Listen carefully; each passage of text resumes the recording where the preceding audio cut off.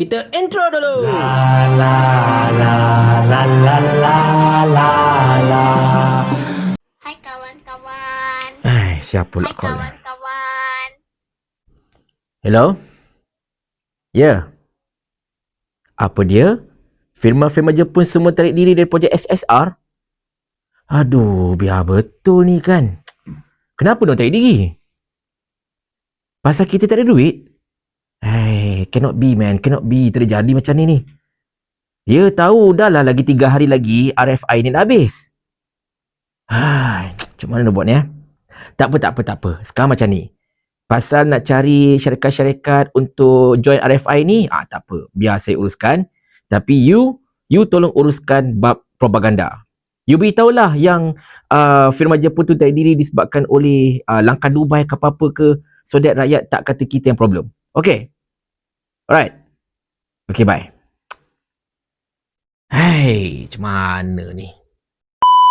Assalamualaikum warahmatullahi.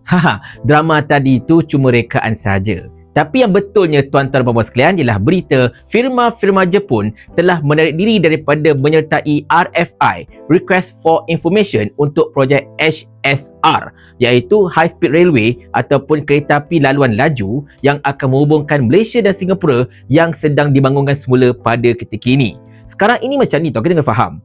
Bahagian Singapura, mereka dah selesai dapat diorang. Cuma bahagian Malaysia ini, tinggal 3 hari saja lagi untuk mana-mana syarikat yang berminat untuk menyertai projek HSR ini untuk menghantarkan diorang punya RFI. Dan firma-firma Jepun ini memang merupakan antara syarikat-syarikat yang sangat-sangat favourite lah untuk orang kata apa, mendapatkan projek ini. Ini disebabkan of course mereka ada kewangan yang begitu kuat dan juga pengalaman serta teknologi, serta mereka dikhabarkan hendak menggunakan sistem yang sama dengan bullet train dekat Jepun sana untuk projek HSR ini. Di mana kalau ikutkan, projek HSR ini dikatakan akan membantu untuk mengurangkan masa antara Malaysia ke Singapura ataupun Singapura ke Malaysia daripada 4 jam menggunakan kenderaan biasa kepada lebih kurang 90 minit saja. So best lah untuk orang yang kerja dekat Singapura dan Malaysia dan sebagainya kan. Jadi lajulah sikit dia punya perjalanan. Tetapi kerana penaikan diri ini menyebabkan projek ini secara asasnya macam tersangkut sikit. Sebab macam saya katakan tadi, deadline untuk RFI ini ialah 3 hari lagi, iaitu pada hari Isnin. 3 hari ke? 2 hari lagi lah sebenarnya, pada hari Isnin nanti secara asasnya. Alasan yang telah diberikan oleh firma-firma Jepun ini ketika mereka menaik diri ialah kerana mereka nak gunakan sistem yang canggih, iaitu sistem bullet train.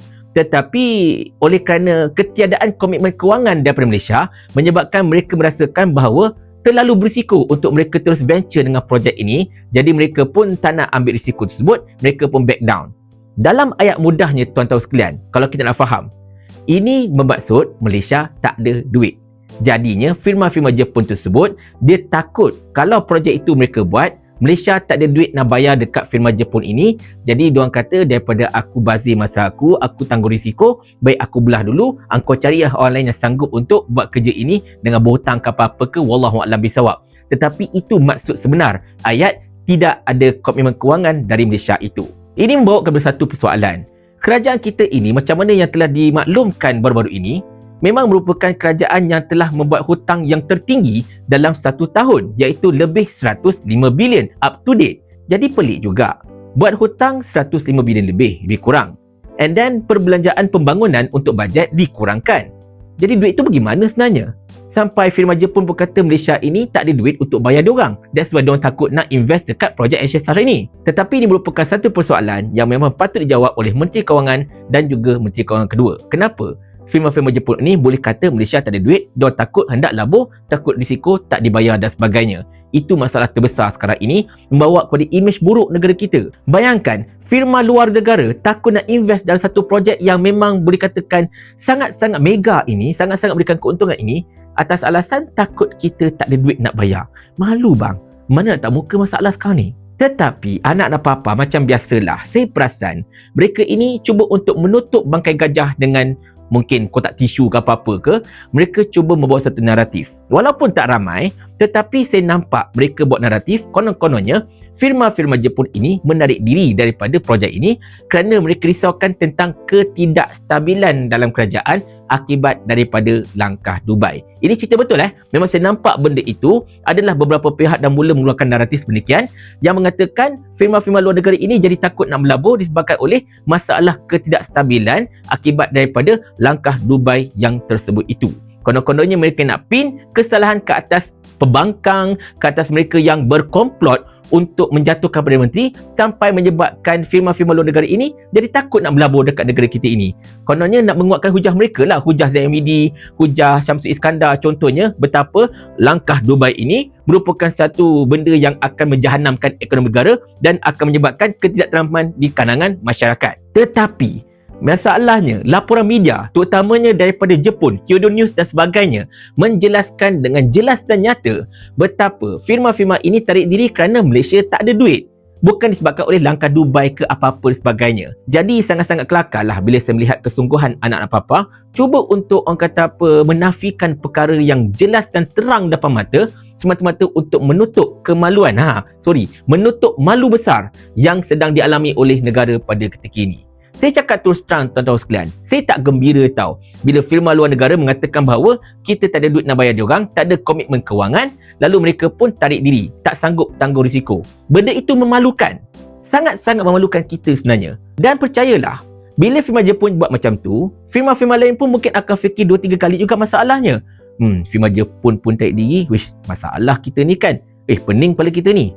Walaupun Anthony Loke kata ada banyak lagi firma yang akan orang kata apa sanggup untuk hantar RFI dan sebagainya, tetapi masih lagi tidak ada sebarang jawapan yang konkret daripada pihak Kementerian Pengangkutan ke ataupun Kementerian Kewangan ke tentang siapakah yang akan hantar RFI itu akan betul-betul menyatakan komitmen mereka untuk terlibat dalam projek yang sangat-sangat penting ini. Benda ini membuat saya teringat tuan-tuan sekalian, teringat kepada ketika firma-firma luar negara tiba-tiba tarik diri daripada KXP. Ini disebabkan oleh tindakan kerajaan yang tak nak backup KSP. Dan pada ketika itu, pihak kerajaan Perpaduan Berani, Datuk Seri Anwar, Saifuddin dan ramai lagi dok tuduh Sanusi tak kerti buat kerja, dok tuduh Kedah ini memang bermasalah, dok tuduh KSP ini akan menjadi projek Gajah Putih dan tak akan ke mana-mana disebabkan oleh tidak ada orang yang ingin melabur dekat KSP. Tapi sekarang apa nak jadi? Projek HSR ini memang kerajaan Malaysia punya, di backup oleh kerajaan Malaysia. Memang projek berskala besar, melibatkan nilai lebih 100 bilion ringgit. Tengok-tengok firma luar negara boleh tarik diri macam itu je dengan alasan negara kita tak ada duit. Malu tak malu tuan-tuan sekalian? Tetapi tak apalah. Saya mengharapkan agar dah tempoh 2-3 hari ini, pihak yang terlibat dalam projek HSR ini dapat mencari syarikat-syarikat lain yang sudi untuk menyatakan komitmen untuk menyertai dan juga untuk menguruskan projek yang sangat-sangat penting ini. Jika tidak, memang masalah besar lah. Orang-orang yang kerja dekat Singapura dan Malaysia ini dah mengharapkan sangat-sangat HSR ini mampu untuk meringankan masalah mereka terutamanya dari segi logistik dan sebagainya.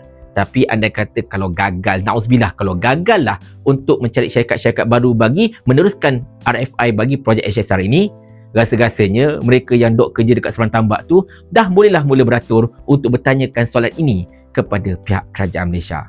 Saya tak tanggung. Mau tak tuan hamba kalau hamba kirimkan ke akhirat?